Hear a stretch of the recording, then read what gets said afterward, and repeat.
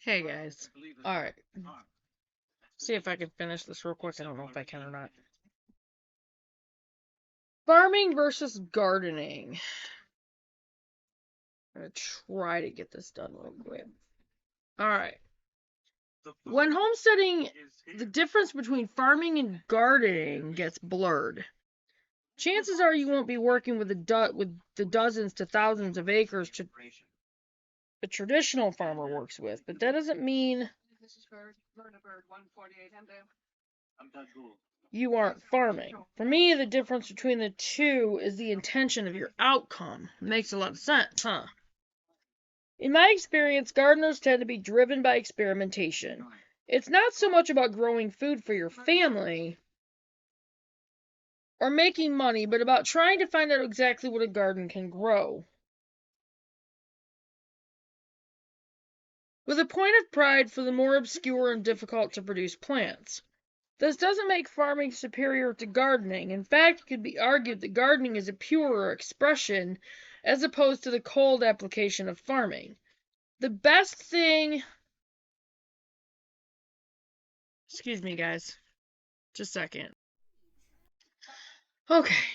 Sorry, guys. I had the texting lane back. Alright.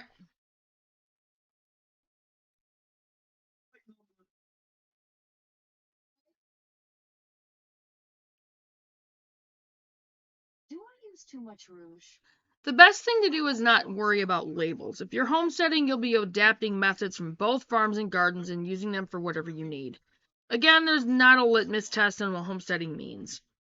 Farm and garden design and layout. One of the things you'll have to include in your plan is a layout of your farm. The layout should include the buildings on your property, water sources, and locations of animal enclosures. Fields and beds you're going to plant, the rough measurements of each field and bed, and some sort of identification for your beds like letters or numbers. This way you can identify the locations where you'll plant specific crops later in the plan. While designing your layout, I suggest you use a zone design method from the permaculture movement. And I think I'm going to adapt to that. Or should I say adopt that? This method puts whatever will take the most work to maintain in the spaces closest to your home.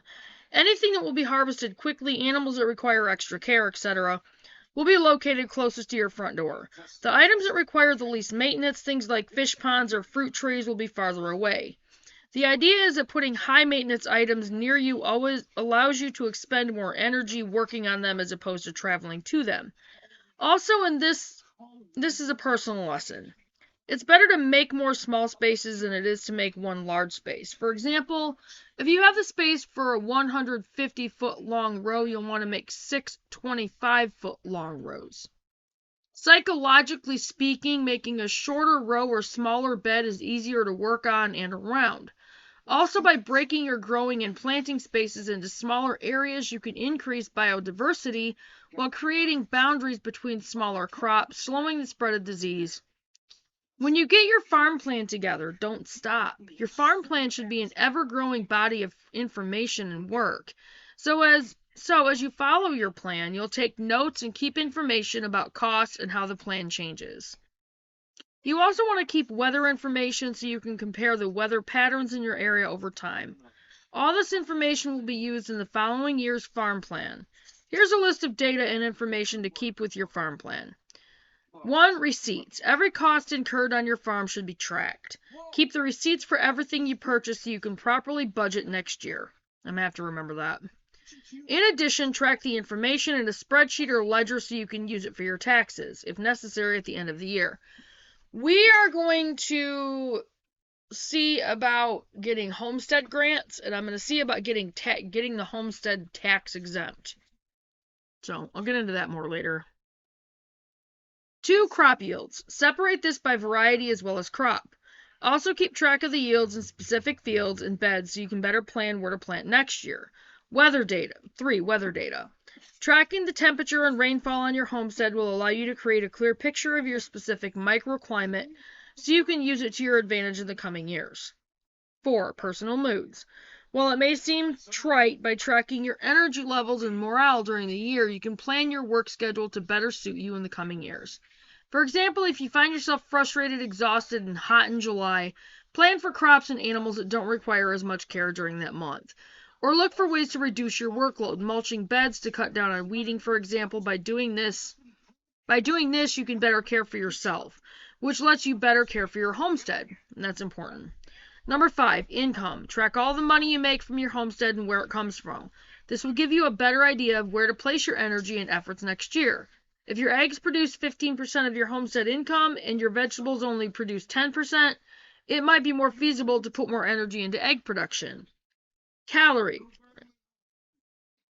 Number 6, calories. This one is a bit tricky, but if you're homesteading specifically for food, you'll need to figure out how many calories of a specific product is produced. Again, just like income, this will let you know how to expend your energies more efficiently. Lettuce won't sustain life as much as, say, potatoes.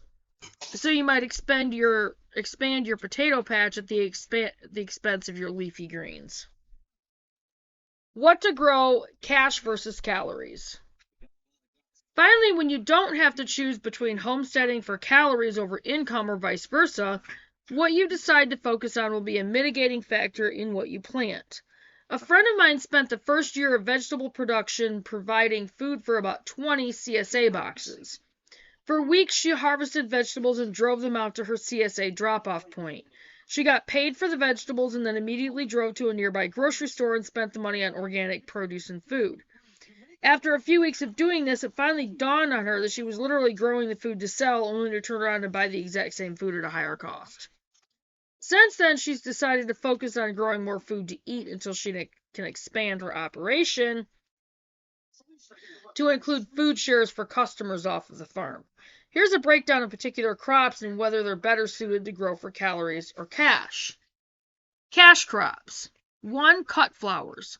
These usually can't be eaten, and even the edible varieties don't provide much in the way of calories. The markup, as well as the fact that small organic farmers tend to grow more food than flowers, means this crop can fill a niche in your community while providing you a paycheck. 2. Herbs. Herbs provide lots of flavor, can be grown in small spaces, and sold at a nice rate at market. Again, they don't provide much in the way of calories, but be aware they add flavor to any meal and often have medicinal value. So if you do sell herbs at market, bear in mind that you don't want to sell your homegrown medicine cabinet in the process. 3. Vegetables. The most profitable vegetables to sell at market tend to be the lowest in caloric value. Think salad greens, spinach, and kale. These crops, while sometimes nutritionally dense, often do very well at market. 4. Meat. Organic meat draws a good price. I've seen grass-fed beef sell for $8 a pound. While meat produces a lot of calories and tends to have greater regulations attached to it, the price you can fetch for meat means that, if possible, it's worth having a portion of your meat production for market sales. Calorie crops. 1. Potatoes. All potato varieties are calorie dense, store well, and grow in nearly every kind of soil. While new potatoes do well at market, by leaving them in the ground longer, you'll produce a lot more calories over a season. 2. Eggs. Eggs are often considered a cash crop, but since many producers don't charge enough, it's probably better to consider eggs a calorie provider. A good-sized egg can provide 90 calories, and chickens, if properly managed, aren't too expensive to feed. Number 3, honey. Honey gets really great price at farmers markets, but since honey is literally made of sugars, it packs an awful lot of calories. You might consider putting your first couple of years of honey up and selling only the beeswax and royal jelly if possible. Then, after you have about 5 to 10 gallons stored away for personal use, start selling it. 4. Dairy. Milk provides a lot of calories. A good milk goat can produce a gallon of milk a day, which is approximately 2,668 calories of fat, carbohydrates, and proteins. Milk is also arguably more regulated than medicinal marijuana, which means that by the time you set up a fully operational dairy, complete with a pasteurizer, which most states require before sales are allowed, the cost ensures you won't see a profit for years, if ever. So, we're not going to do that. All right, a note on insurance. For your protection, if you're going to sell food from your homestead, invest in liability assurance. Insurance, which can be obtained surprisingly inexpensively, provides you a bulwark against lawsuits that could occur in the case of food poisoning or other issues. Not only does it protect you, but it signals to members of your community that you're concerned about doing business in an ethical and professional manner, with an emphasis on safety.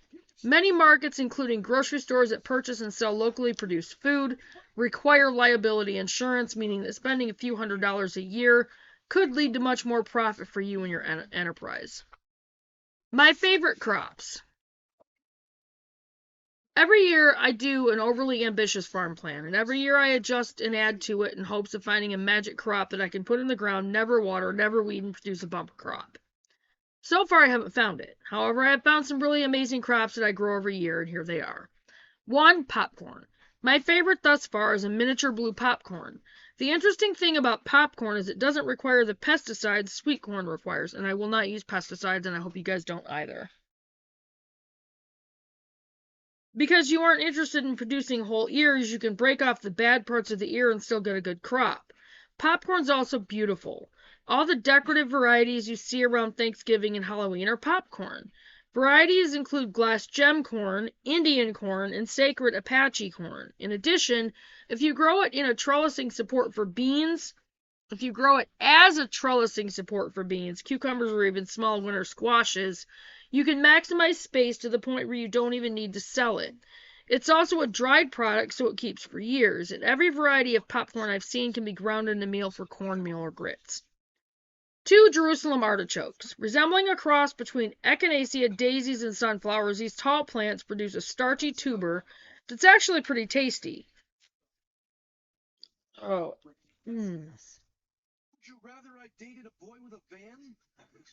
Oh, that hurts. It's beautiful and grows well in just about every type of soil, almost too well. You'll never get rid of it. However, if you grow it in containers, you'll have a pile of delicious tubers before you know it. 3. Walking onions, also known as Egyptian walking onions. These are another invasive species, but not nearly as invasive as Jerusalem artichokes. Walking onions, unlike most species of onion, actually produce bulbs at the end of their stalks instead of flowers. When the bulbs get heavy enough, the stalk falls over and plants itself in the ground. The onions are small, but they can be used like green onions or shallots. Plus, they plant themselves. How great is that? Blue potatoes. I like planting potatoes in general, but once I discovered I could plant blue potatoes, those are the only ones I grow now. They're potatoes, which are pretty low maintenance, but they're blue. That's it. Having blue starches that taste incredible in the ground just makes me happy. Alright, and that was the end of Chapter 8, Record Keeping and Planning, Making a Farm Plan. And, I will continue working on our binder. That also gets us into Section 3, Dollars and Cents. Chapter 9, A Business Plan. So I'm going to be talking to you guys more about Faith First Farm Business, financing, that kind of thing. And I'm probably going to research what kind of grants and stuff are out there, and I'll let you guys know, what we're going to try to get. And I am going to try to go tax exempt for Faith First because of what we're going to try to do. And I should be able to do that once we have the address, and that's not going to be hard to get. So anyway, but that's on, the next video's coming up, and I will get this up there, and I will see you guys in a bit. Why did you pile up all the furniture? Jody's way. I don't know if I'm going to get to another video before Monday. I'll see. I have a few other things to work on Monday. I'm going to try to be up by 7 and do a devotional video Monday. And then, work in a couple more. But we also have to do a lot of cleaning. We've got to get into getting this trailer ready to move. Not move the trailer, but us ready to move. And this next week, I'm going to get our income taxes out. So I'm going to have to start asking around about vehicles and that kind of thing. So anyway, once we have our vehicle, it's a go. So, and Scott and Andrew should be able to work, be able to transfer or get jobs at the Lookout restaurant that's out there. Chloe should be able to continue working at Subway because there's a Subway in the little city will be near us. It's near us.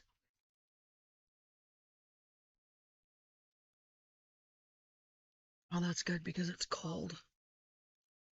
Anyway, so I'm gonna go ahead and get this up there. The one thing that I waited to put on here, if you are new to our channel, we are Faith First Farm and Homestead. My name is Susan Hostler. My husband's name is Scott. Our daughter's name is Chloe. We have two boys, Aaron and Christian. Aaron is our oldest. He's 26.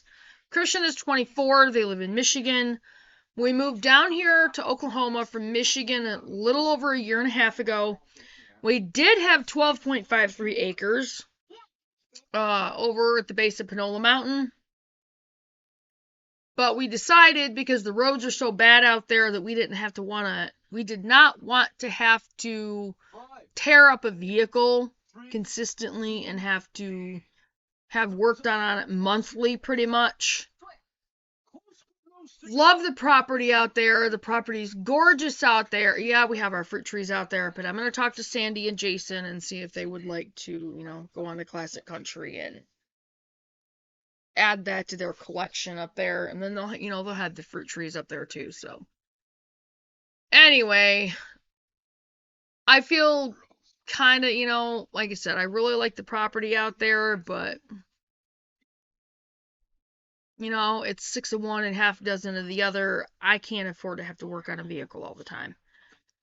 So we got to looking around on Classic Country, and Andrew found a new thing that they put out. It's called Hackberry Fields, and we got to looking around on it, and we found a track 27.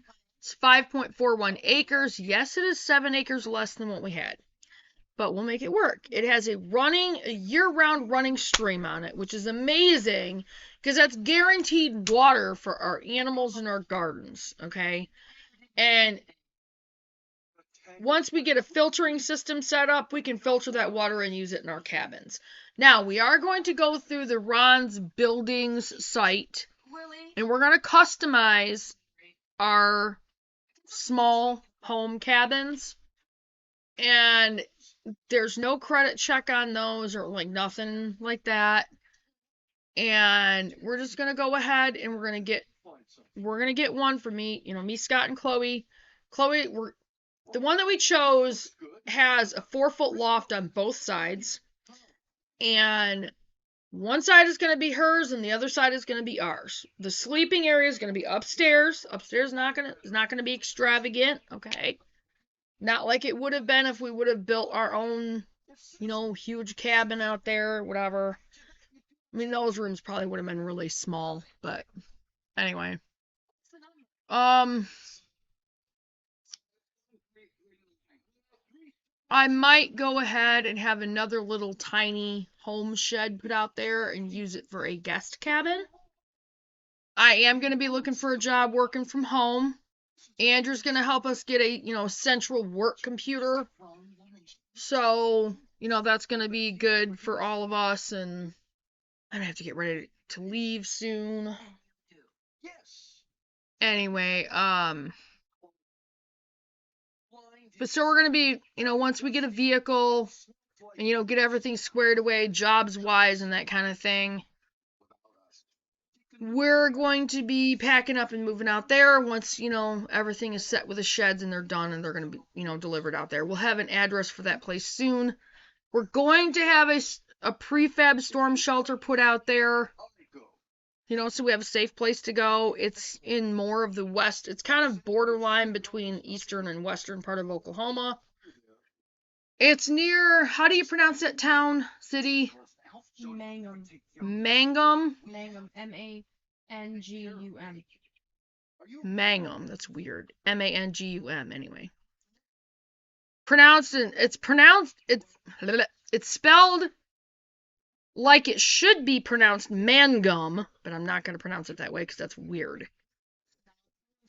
Anyway, So, but that seems to be a pretty cool little city. And anyway, we'll be about 2 hours and like 22 minutes away from Oklahoma City. So anyway, but we're still gonna be able, we decided we're not gonna get big farm animals. We will figure something out for getting around when it's necessary without vehicles. Even if it has to be bicycles. Excuse me. Sorry. Anyway. So, but we will still be able to have dairy goats for sure. And we will get, that's where our milk is going to come from, cheese, butter, yada, yada, yada. And there are Amish around, so I'm sure I could make a deal for like some raw milk to make some, other milk products and stuff. And we should be able to find somewhere that we could get meat and that kind of thing from. We're still going to build a smokehouse. We're still going to have a root cellar. I'll go into all that in another video. But yeah, those are the changes that have been made. I'm still going to redo the poster, all that kind of stuff. But anyway, I got to get going because I got to get to work. And I will get this. I'll work on getting this up there real quick. And I will see you guys in the next video. You guys have a great day. Remember to do your research, guys. Make that farm plan. Know what you're doing. At least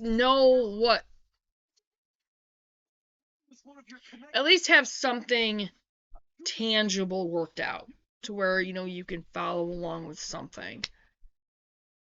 Do your research. Do your research. Do your research. I cannot stress that enough. Make sure you guys like and share the videos. If you're new to the channel, be sure you subscribe and hit the notification bell and click on all. Because I really do try to upload a lot. And I will see you guys in the next video. You guys have a great day. Great Sunday. And I probably will not see... I don't know if I'll do another one tonight or not. If I do, I will. But if not, I will see you guys probably Monday. You guys all have a great night. And remember to do your research, guys. Bye.